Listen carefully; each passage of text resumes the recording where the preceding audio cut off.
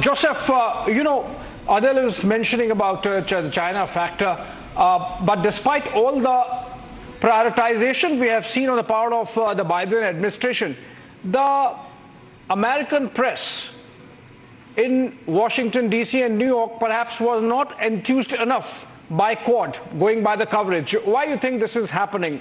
The difference between the priority that the government of the United States is giving to Quad and the manner in which it is being received in the press there?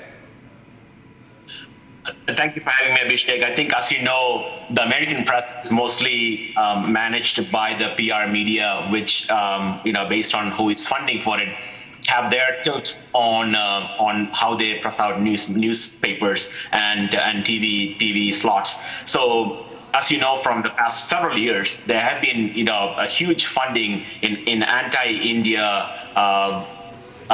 policies, anti-India news articles, anti-India news briefs in American media. It's continuously pushed by some neighbors of ours in the north, funded by some others in our Indian subcontinent. And they mostly may not be very anti-India. They are very anti-Modi. I think some of them have a Modi derangement syndrome, as I would call it. But no matter what happens, one thing which was very clear from the Quad summit was that one name was absent. They never mentioned China.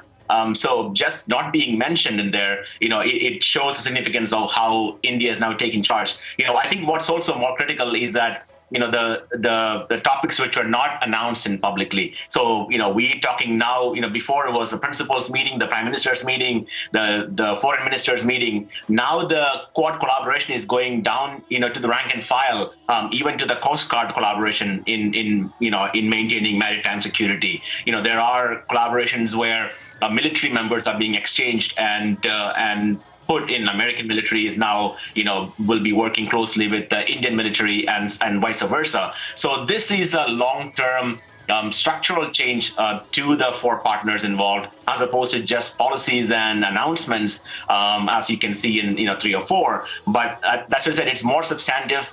China was absent, but I would ignore American media for the time being, because ultimately they will get their act together once the funding subsides, because unless we match their funding. So one thing I've been pushing the Prime Minister's office and the Indian commissions here is to match the Chinese funds in creating a media narrative, if that's what needed. But one thing we can clearly see in the past 10 years, there have been a drastic difference in the Indian consulate offices and Indian embassies towards the Indian diaspora here. 10 years ago, I've been here for now 25 years.